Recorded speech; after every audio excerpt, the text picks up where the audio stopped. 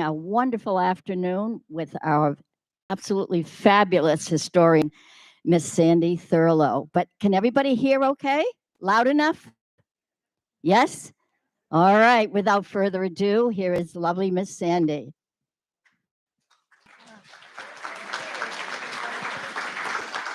What fun. I had a very special lunch with my friend, Rita Nelson, and Margaret Gray arranged it, and I got to be treated by your welcome lady, and it was just so much fun and delicious. And you just live in like a very fancy hotel, don't you? I mean, everything is beautiful. I'm going to sit down because I don't stand well anymore. Can you imagine? So this photograph on the screen happened to be brought into my husband's law office by a man whose grandparents had homesteaded in Palm City, and so I was always so anxious to get photographs of early days, and so this was one of those, and it's of the Palm City post office that was established in 1914, and it was Charles Chillingworth. I don't know, probably some of you all are from Palm Beach County, and the name Chillingworth should mean something to you. It's very important family, but this is the beginning. Someone was she said, "Are you going to talk about the other side of town, of the river?" And you have a person here that has a historic home built in 1904. And so this is Stewart, and it was Potsdam until 1895, and because it was settled by Germans. And even today, I hope some of you have gone to visit the Stewart Heritage Museum, and it's really quite a remarkable thing that it exists. I was being quizzed about what the postcards that are on the wall, they're enlarged and they're in your where you have cocktails, and one of them is 3 buildings, and it is has this store, the George Park store, in the middle, and I think it still stands. It was built in 1902, and it's a very successful museum. And usually museums are they're run by volunteers and they're never open. This one is open 7 days a week, and it is very popular, and it's people from here and grew up here who love it and love the history of Stewart, and it's really quite remarkable and a good place to visit. Because we had the Stewart Heritage Museum, a man came to town. His name was Homer Howland Stewart Jr., and it was his grandfather who the town was named after. And he came in and left photographs. And so this was one of the photographs he brought. And so it was very handy to me because I was compiling a book, and it's on the title page. And this is Homer Hines Stewart Jr. And he was, I'm not sure he graduated from Dartmouth, but he went to Dartmouth for at least till his junior year. And he came down here. His father was an attorney. He was a very well-to-do kind of guy, and he bought 160 acres on the north side of the St. Lucie River. And with the politics that they had, did you, in your lifetime, did you notice that politics enters into everything and connections? And so his brother, Inglis, was a lawyer, and when Flagler's Railroad wanted to come down, they made a deal with him, and they said, "We'll give you the land on the north side for a depot, and then, but you have to name it Stewart." And so that happened. But then when the Germans turned over the post office, and people didn't really want to be associated with a Potsdam name, just people being people, and because the new postmaster was English, and so Stewart was acceptable simple to them. So they kept the name Stewart. They brought even the little depot across by rail and plunked it down on the other side. And so that's how our town got named Stewart. This is another photograph that this Homer Howland Stewart brought into the Stewart Feed Store. And look at that crude boat. And that is pioneer days. And one of his treasures was a tarpon scale that was used as a New Year's card for 1883. I just love old stuff like that. This is a picture of my father-in-law who lived at Sand Hill Cove. And Mary Summers was talking, we were talking about my father-in-law. And when we cleaned out my brother and sister-in-law and my husband, I cleaned out the apartment after he passed. We took the sign that was by the door because we collect signs. We still have that sign there. Well, not the one that was on the window, but one when he was in that office in the Dehan building looking out on Haney Circle. And so we brought it back. Mary told us to bring it back, and we did. So this is the same picture of Tom Sr. And they came from Syracuse, New York. And we have in the audience, and I know he's like such a popular guy here, Ron Nelson, who was his dear, dear friend. And so he always wanted to kind of be a Floridian like Ronnie. Well, Ronnie was a Yankee too at one time, but they loved it here. And even though he was from Syracuse. So this is an old geodetic map. And this, would you stand up, Ronnie? Just stand up. I'm sorry. You have to stand up. I have to embarrass you because uh, he was the supreme real estate man when we were young. And he had all of these map books and he when he retired, and he's had several other interests and enterprises since then, but he left these big books with me and I am still using them. And it's almost an obligation because I have this information. I have these big real estate books that I can research things well. But he is part of the reason I'm here today because I'm obligated to use what I have. Uh, I'm very keen on like the Seminole Indian story, and it fascinates me that Tom Tiger's Trail, and look where it came. It came right to Pendarvis Cove, and that's where we are. That's where on here this thing points. Does it? Maybe it doesn't point on that kind of screen anyway. But we're Pendarvis Cove, and I enjoyed looking out on it as I had lunch today. It's so beautiful. But here's a picture of Tom Tiger. He was a very popular Indian, and established the Friends of the Seminoles, and he was kind of embraced by them. And someone stole his horse and kind of cheated him. And so they had a lawsuit, the Friends of the Seminoles did. And of course, he lost because that's the way things worked. But he just made more points and became more uh, admired. But then he was killed by lightning when he was doing making a canoe, a dugout canoe, and I have all of this information. So I am obligated.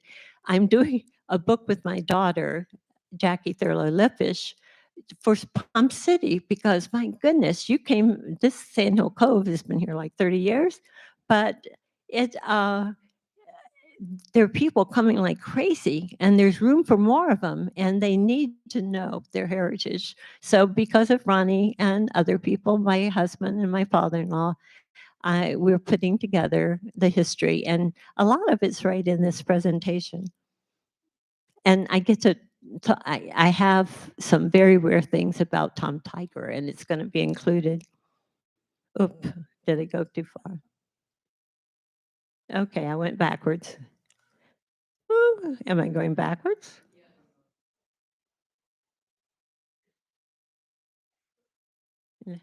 I'm not going backwards. Here we go.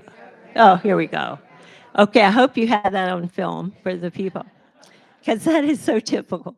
So this is John Danforth, and John, the Danforth Creek is a very big creek, goes all the way under the turnpike, and you need to know who it's named after. And this is John Danforth, and he was a woodsman in Maine, and he was a hunting guide, and he built a camp, Caribou, in Maine. Tom and I, my husband, and I even went up and stayed at Camp Caribou, still standing in a forest. But he thought, everybody wants to hunt and fish and can't do it in the winter in Maine. So he had a riverboat made, a houseboat, and it was going to be a floating hotel. And that's what that picture was. This is the floating hotel on the bottom. It was named after him, the John Danforth. And so you think that bad things just started to happen, but you know that way back in 1893, when he brought that to the St. Lucie River and had to go back north because it took him so long to get it down, it wasn't easy. It was a lot more shallow than he thought it would be. And he got it, went back north, and it was vandalized. They bored holes in it and it sank. So he and his wife came back and lifted it, and then they put the superstructure over on the shore. Do you see? And it was called the cabin. That was the top of that riverboat. They had to hoist it up and bring it over there. So he had his hunting camp right there where Danforth Creek empties into the St. Lucie River. So those are some pioneer people that were in front of it was called Helen Murphy's house at that time, and that's why we have Murphy Road. So that shows you the location. And there's still an empty lot right there. It's right by the side of Danforth Creek. Not many empty lots left in Palm City. So Dade County extended all the way up to the St. Lucie River. And so Palm City was in Dade County, believe it or not. And when Mr. Chillingworth came down, and coincidentally, and we were at lunchtime, we were talking about crazy coincidences, but C.C. Chillingworth, who developed Palm City and gave it its name, was from Liverpool, New York. And that happens to be where my husband was from, right outside of Syracuse. Just one of those curious coincidences. And I bet you guys find all kinds of curious coincidences right here among yourselves. So when Chillingworth came, he was a lawyer and he took the bar by reading before judges. It wasn't like taking the bar exam in those days. And he was in Brevard County, but it was just as Flagler was building his railroad. And so they had moved the county seat of Dade. Can you believe that Juneau was the county seat of Dade County at one time? I mean, it doesn't even, I mean, where the courthouse was doesn't even exist. I think I might have the historical marker that's by the side of US 1 to commemorate that. That's the only picture we have of the courthouse when they were building it. It was just a big wooden building. But this is where Chillingsworth's office was. And he was establishing a title company. Imagine that, Ronnie, a title company. And he was just going to take advantage of all the land buying and selling opportunities. And he did. There's that uh, historical marker that's by US 1, but very few people realize that at one time there were so few people in Miami that the north end of the county got the county seat for 10 years. And here's C.C. Chillingworth. And look, he got 12,000 acres. That's a lot. And I didn't realize it until we started working on this book, or I just didn't pay attention, that all up and down Florida, there was a lot of land in South Florida that was given for the swamp and overflow land for drainage. And because it was uninhabitable until you drained it, or if you built like the Intercoastal Canal that went down the coast, you were awarded huge acreage. And that's how Mr. Chillingworth got the land. It had been awarded to a canal company, and he got it from someone who had bought it from them.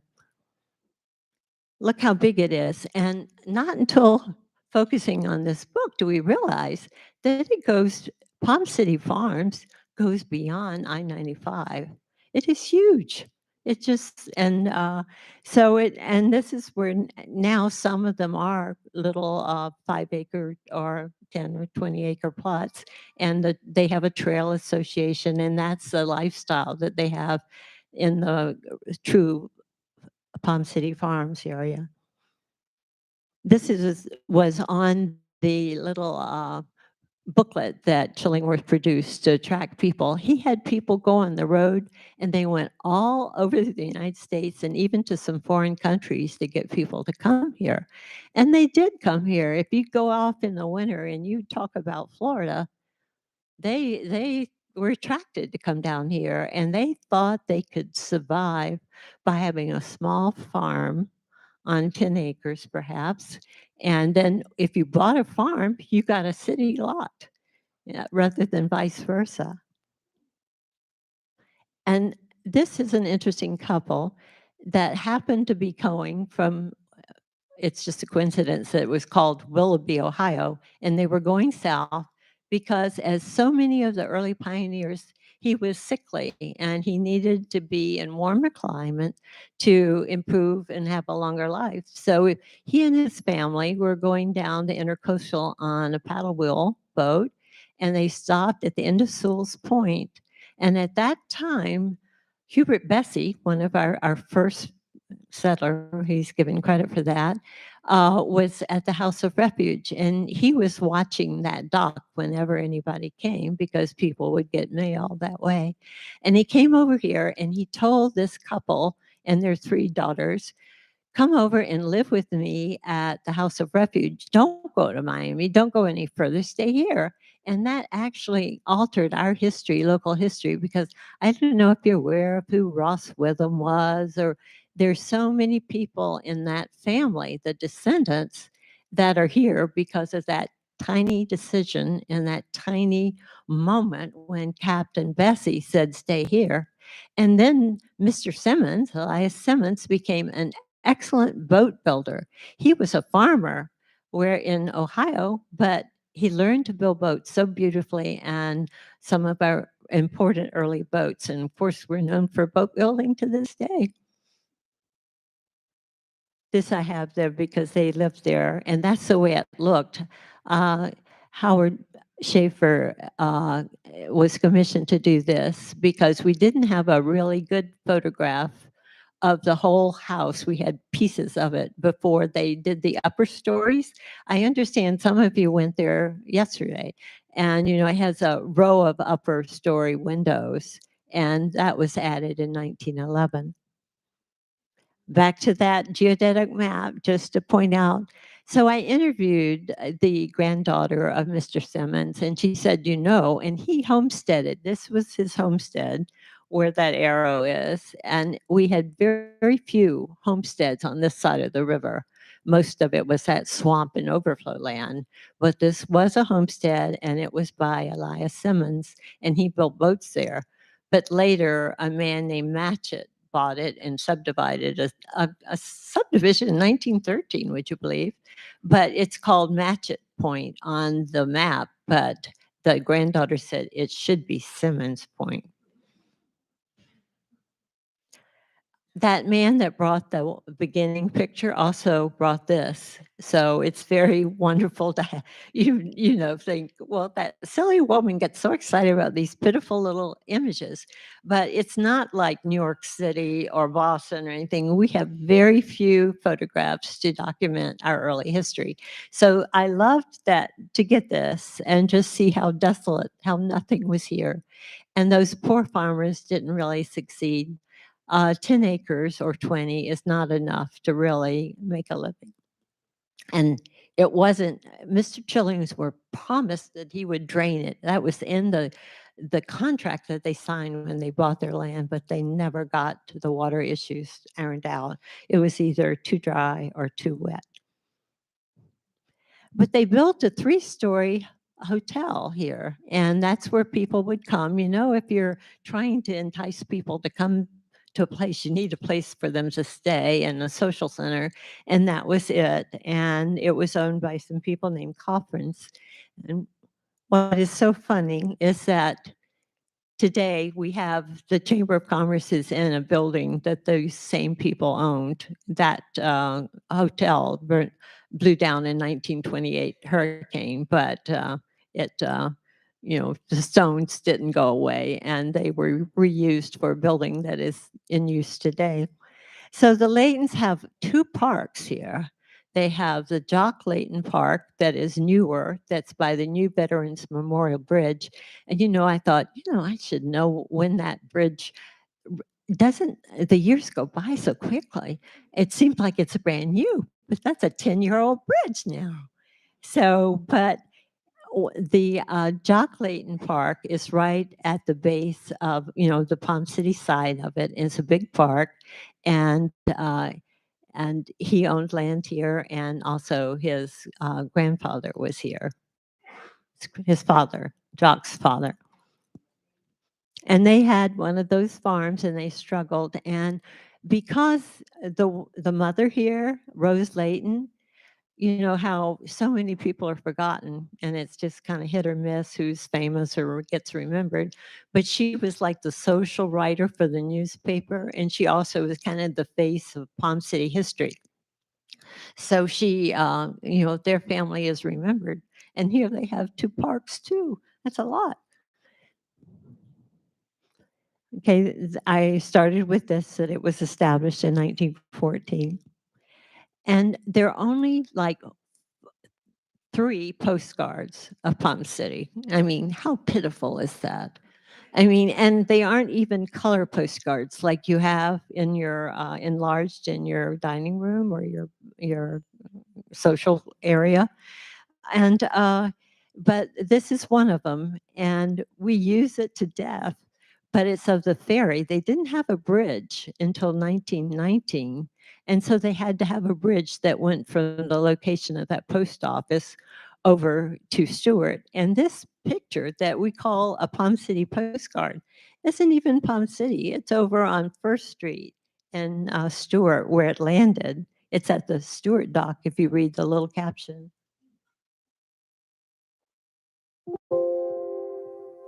Did I? It did it all by itself, all to the very beginning? Oh, dear. We'll find our place. There we go. I'm sorry. I should put this down. I'm going to take it. So this is the bridge, and I said that it was. This is a bridge, and I said it was built in 1919. And it was a wooden bridge. And when I came to town, and my daughter, who's now pushing 60, she was in a kindergarten, and we borrowed a flatbed from a dairy that was out in Palm City, and we rode it across that wooden bridge to come into Stewart. And so, amazingly, that wooden bridge still existed after the turnpike entrance was in Palm City. So, or exit or interchange or whatever we call it. And Martin Highway, when we, our, isn't that a beautiful highway? So I said water was a problem, but too much or too little. But when we became a county, and it was a product of the boom, It was created in 1925. We were having a huge real estate boom. And so they were going to name it, well, they ended up naming it Martin out of the sitting governor, Governor Martin, John Wellborn Martin. And they were going to build a highway from Okeechobee City to, or at least that you could reach it by that into Stewart. And this was named after Governor Martin. And that's about as far as it got for a long time. It was just a dirt road. And so it was a good place for fishing because they had to take a lot of soil out or to build up a roadbed, and the fish loved the water at the side. The town was even incorporated for a while, and so I mean, there were just a few dozen people here, but they did, and they got a commission, and it limped along. But then they realized there were so many things like taxes to collect and keep track of. It was just far beyond their ability to keep going. But I think it was in the 60s that they finally paid off their debt. But it was became, did I put up there? Yeah, in 1937, by act of legislature, it became unincorporated. So it's not so easy to run a city.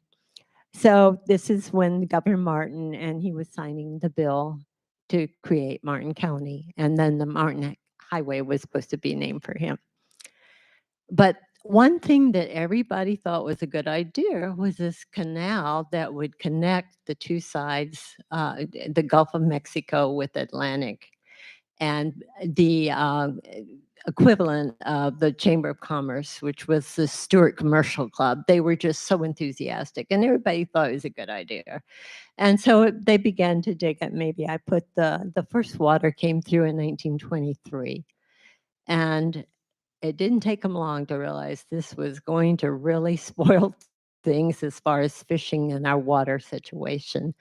But they continued to improve it, and thinking it was going to be a big shipping canal, barge canal. At one time, they thought we would have a huge harbor here in Stewart at our inlet. And thank goodness, most of the good fortune of our area is because nothing worked out. And we got to wait until we had grown up a little to know how to plan things. But this is the hill photographers taking a picture of a dredge on the canal. We call it St. Lucie Canal, C44. And this is proclaiming Stewart the Atlantic gateway to the Gulf of Mexico. And do you note that this arch has been restored? It was so rare to have one that was still standing. And we have a lady in Stewart named Julie Priest that I thought there isn't a chance they are going to be able to get that on a historic register. It's been knocked down and it's been hit by a garbage truck and a drunk, and it's only part standing, but they built it back and they got it on the National Register. And it really is quite wonderful to have one example, because all through Florida, they were putting up arches to lure people and brag. And so we still have ours. Here's a picture of the houses on the canal. They improved it in the 30s. And so these houses, at first it was the dock master's house, and then the Corps built the extra houses. And they were sold just like our house of refuge were when it was a government surplus. So they're residences now. But the lock is still the bone of contention. We don't like to have the water flowing from a polluted lake. I'm putting you to sleep, I can see. Okay, so here uh, they were even planning to put Martin Highway. Can you imagine what the traffic would be if they had put a connection right to the north of here into Stewart, right at the base of the bridge? But Martin Highway became a beautiful thing. Those trees all grew up after it was like that sandy mess that you saw earlier, and it makes like a like a it's like a wonderful, beautiful sanctuary. And Uh, and Bill Matheson. If it wasn't for Bill Matheson, and one of the reasons I thought you really need a book in Palm City, because I was in the Palm City Library, and Ethan librarian said, "Oh no, that Matheson Road isn't that Matheson." I said, "Oh yes, it is that Matheson." And Bill Matheson came here from Miami. He has illustrious family down there. There's so much land that was acquired and given to the Miami, all of Key Biscayne and Crandon Park. I mean, it's just, they were just tremendous landowners. And he was in the chemical business of dyes, but he had a fortune and he bought a lot of land. And Bill, his grandson, the original Matheson was a William Matheson, and Bill Matheson was his namesake. And he came here, and in 1940, he bought thousand, maybe I put how much he bought, but a couple of thousand acres of land. And he went off to war, but he left his wife here on the land and with help. And he came back and he just loved doing all kinds of things. So it started out with beef cattle, then he had dairy, and he had a rose farm. And I just realized, didn't realize it, that it was right at the entrance here. It was right across from the Catholic Church is where the Rose Cove was, and they were the fourth largest grower of cut roses in the nation. And I never realized that it was so close in the old days when we go to there, it seemed like way out in the country, but now it doesn't. But this tower still stands. This is Palm City, and it's all filled with people now. So that's why we need to know the history of what came before and the struggles.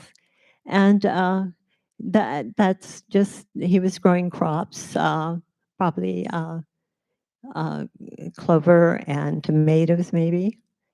And then in Miami, there was this school called the Miss Harris School.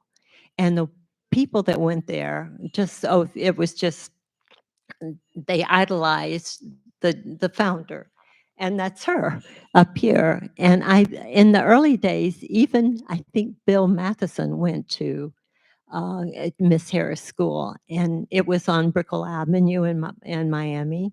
And when Miami became so built up, she decided she would go to land that her mother owned right here.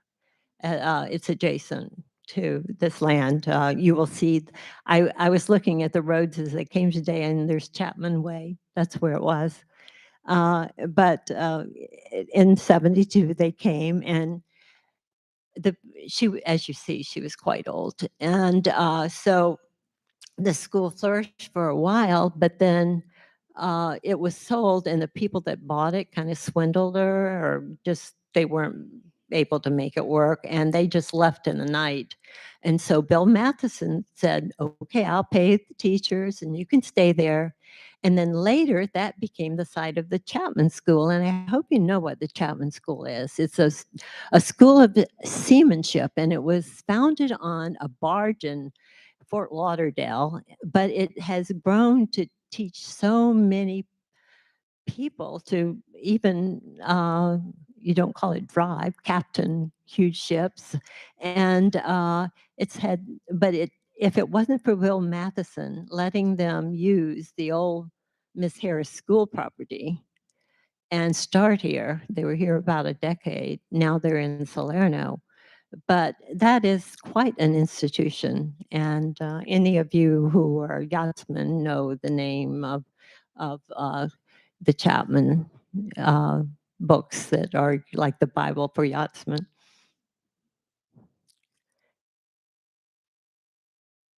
So the point here is Dredge Villa developments. This was a big controversy. So when they improved the C-23 canal, which is right on the border of Martin and St. Lucie County, when they improved it, they dug it, and when they came to the St. Lucie River, this thing that used to be a peninsula and used to be the route of Murphy Road, it became an island. And at that time, we had a commissioner that owned it, Ed Miller. And there were many controversies. There was bridge burning. There was, but anyway, the route of, and they've changed the name of Murphy Road, but I think that's still Murphy Road. And the route is, you know, this is where Murphy Road used to go, right? And now it goes this way. See, this is, and now it just dead ends right there. And so, but it was very controversial. And the renaming of the road makes it very difficult to explain.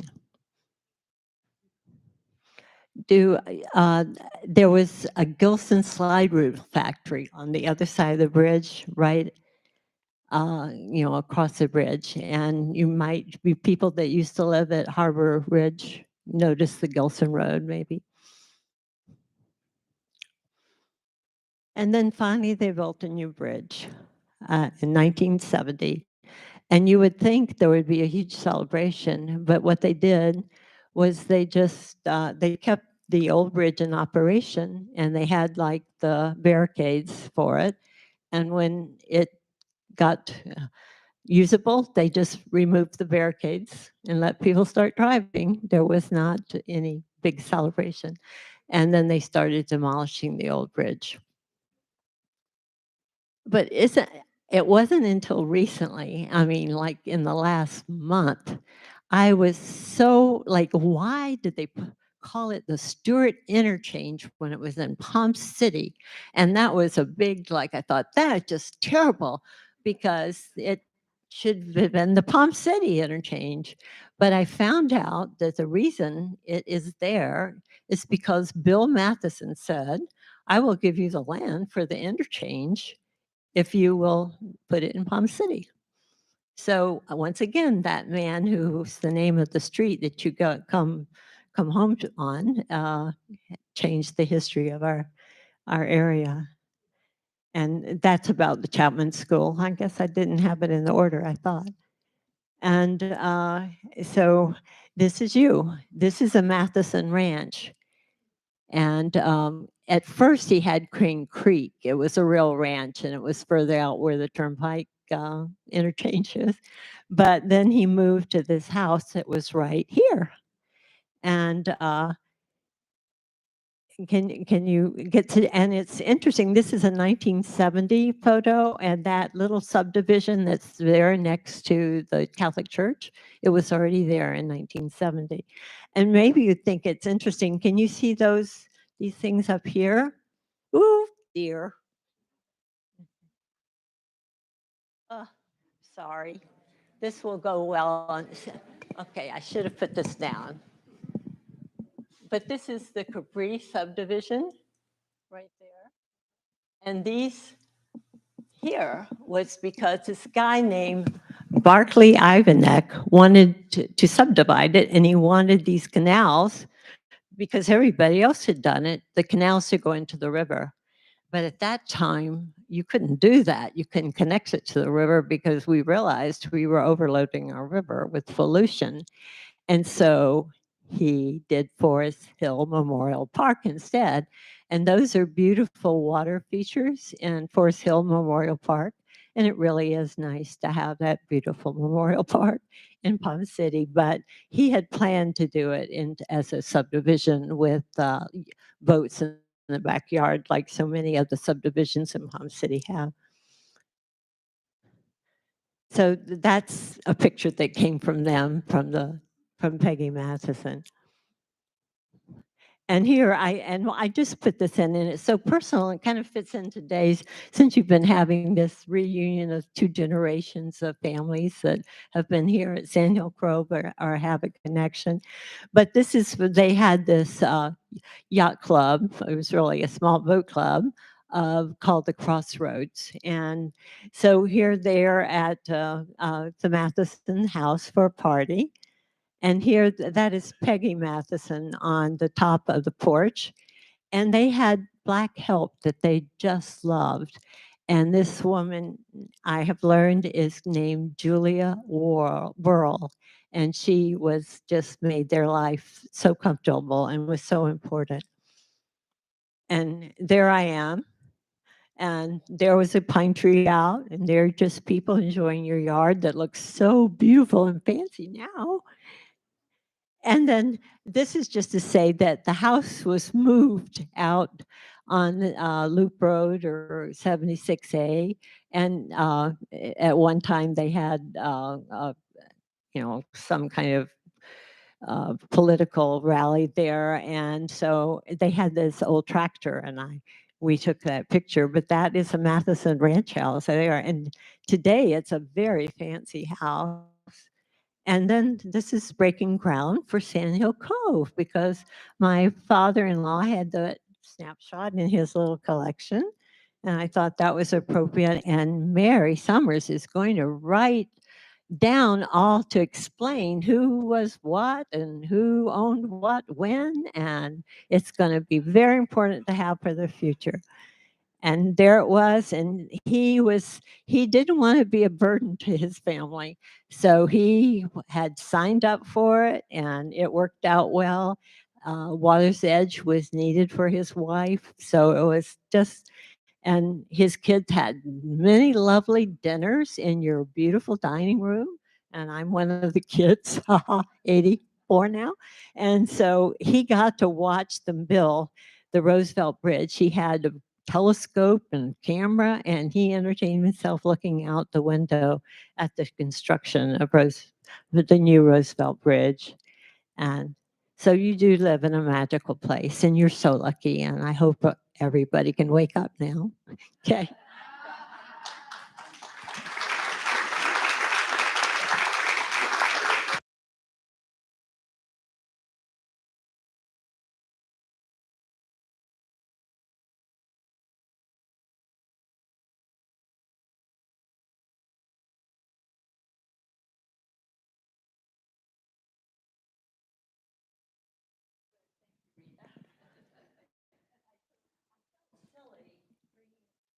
When the radio said it was going to be, I felt silly bringing a sweater when the radio said it was going to be the equivalent of 102 degrees today. But inside your air conditioning, I needed a sweater, and I had a friend to take care of me. So thank you. Thank you again, Miss Sandy. Does anyone have any questions they'd like to ask Sandy before she leaves this afternoon? No? Yes, sir.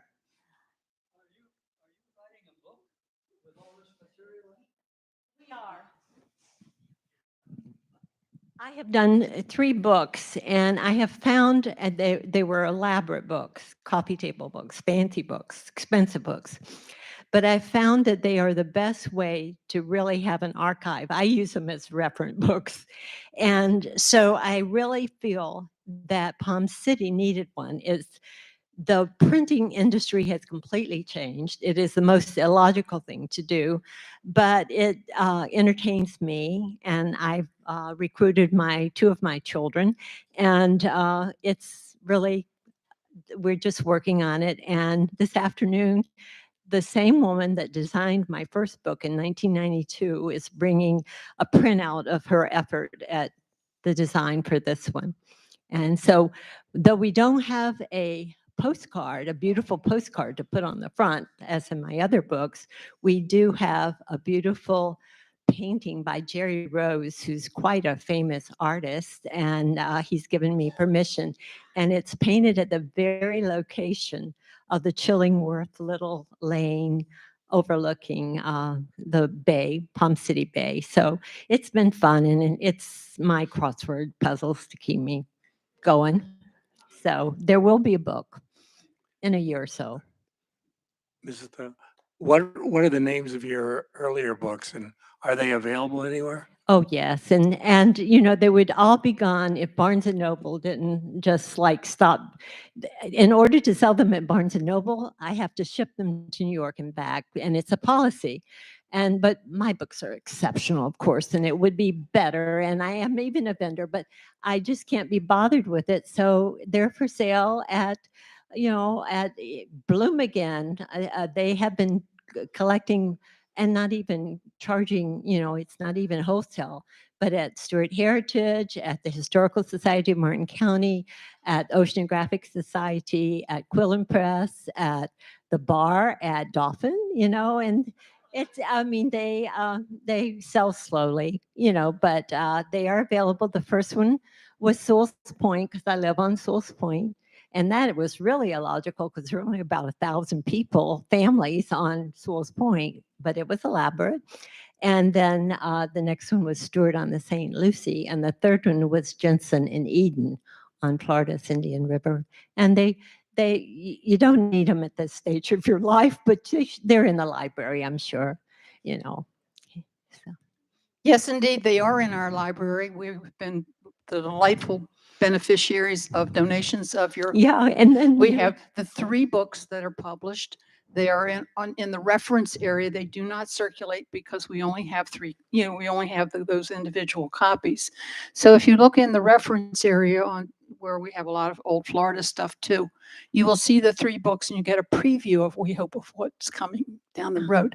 We also have another set of 3 in the library in Garden South Lounge.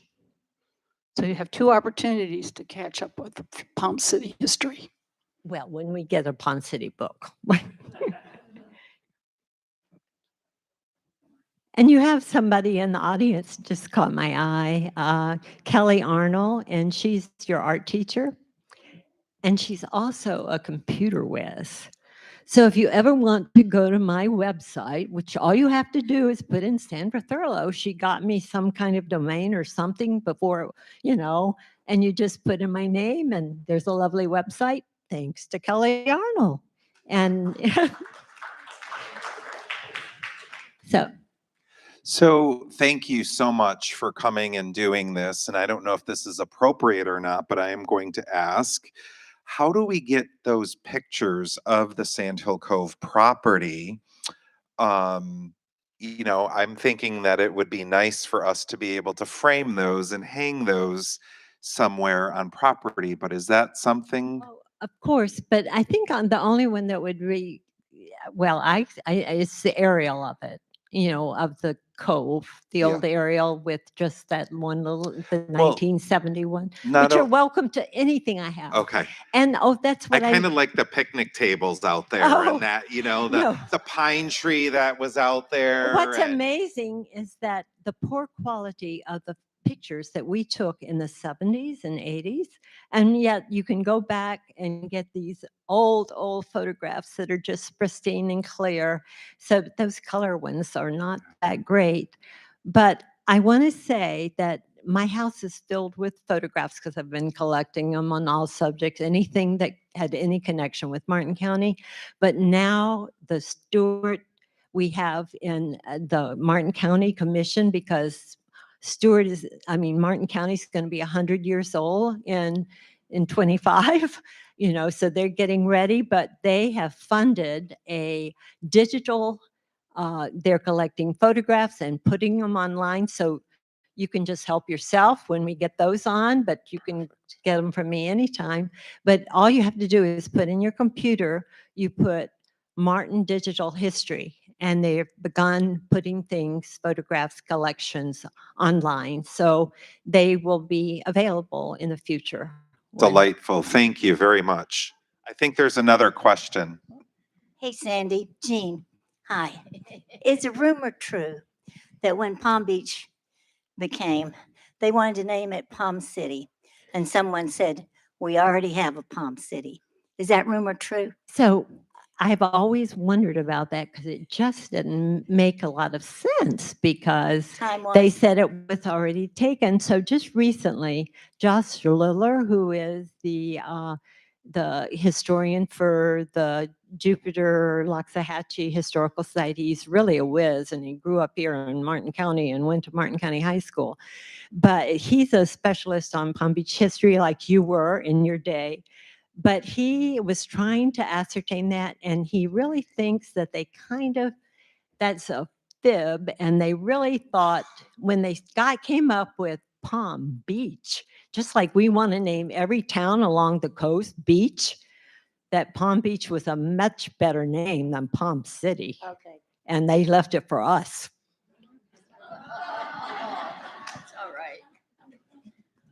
All right. Well, this will conclude our program. Again, thank you so much, Sandy, for all the information. We've learned so much about Palm City and in the history.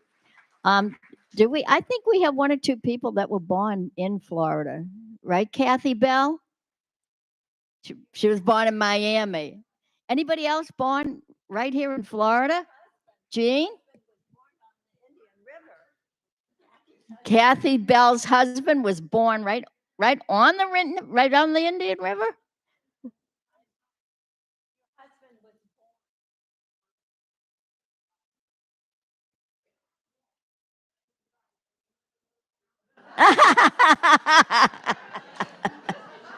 Oh, Kathy, you're too special. Okay. All right. Well, again, thank you all for joining us this afternoon. And what somebody else is pointing to? Who? Libby. Yes.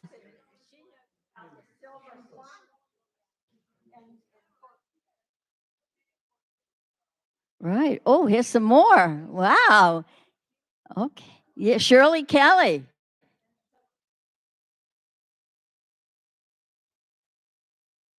Oh my Lord, she went to Miss Harris's school. Amazing. Mrs.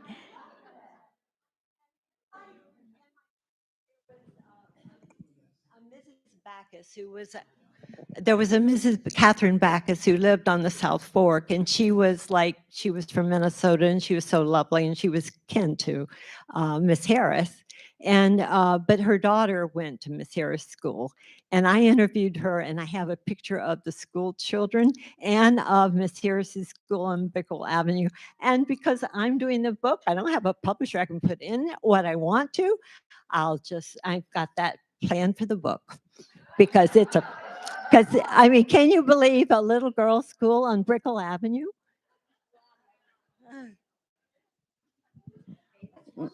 Thank you all again. This has been delightful. Thanks again, and have a wonderful rest of your day.